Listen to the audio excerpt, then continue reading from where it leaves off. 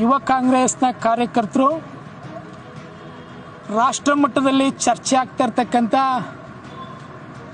ಮತಗಳ್ಳತನದ ವಿಚಾರವಾಗಿ ಒಂದು ಅಭಿಯಾನವನ್ನು, ಒಂದು ಪೋಸ್ಟರ್ ಅಭಿಯಾನವನ್ನು ಮೈಸೂರು ನಗರದ KSRTC ಡಿಪೋ ಬಳಿ ಸಾರ್ವಜನಿಕರು ಓಡಾಡ್ತಕ್ಕಂಥ ಜಾಗದಲ್ಲಿ ಆ ಪೋಸ್ಟನ್ನು ಅಂಟಿಸ್ತಕ್ಕಂಥ ಕೆಲಸವನ್ನು ಮಾಡಿದ್ದಾರೆ.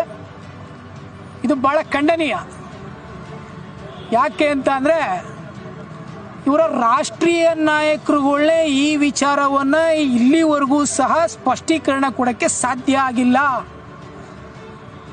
ರಾಷ್ಟ್ರದ ಹಲವಾರು ಭಾಗಗಳಲ್ಲಿ ಮತಗಳ್ಳತನ ಆಗಿದೆ ಅಂತ ಹೇಳಿ ಅಲ್ಲಿ ಇಲ್ಲಿ ಇವರೆಲ್ಲ ಕೇಸನ್ನು ದಾಖಲು ಮಾಡಿದ್ರು ಸಹ ಇವತ್ತು ಮಹಾರಾಷ್ಟ್ರ ಪತ್ರಿಕೆಯಲ್ಲಿ ನೋಡಿರ್ಬೋದು ನೀವು, ಇವತ್ತೊಂದು ಅಲ್ಲಿ ಕೇಸ್ ದಾಖಲಾಗಿತ್ತು, ಮತಗಳ್ಳತನ ಆಗಿದೆ MLA ಎಲೆಕ್ಷನಲ್ಲಿ ಅಂತಕ್ಕಂಥದ್ದು.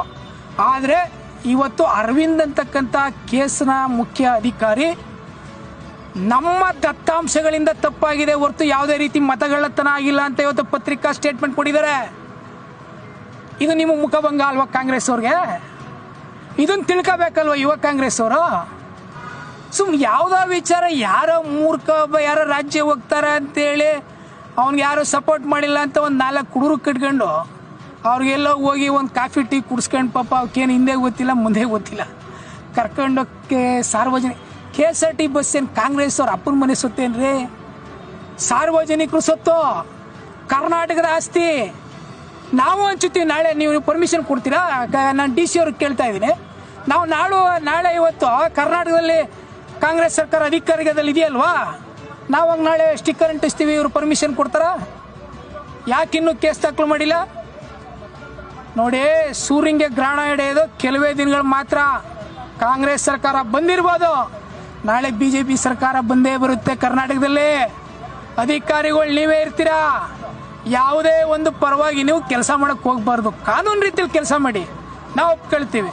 ಯುವ ಕಾಂಗ್ರೆಸ್ ಕಾರ್ಯಕರ್ತರಿಗೆ ಈಗಾಗಲೇ ನಾನು ನಿನ್ನೆನೇ ಒಂದು 4-5 ಕ್ವಶನ್ಗಳಿಗೆ ಕೇಳಿದ್ದೆ. ಯಾರು ಸರ್ ಮತಗಳ್ಳತನ ಮಾಡಿರ್ತಕ್ಕಂಥದ್ದು?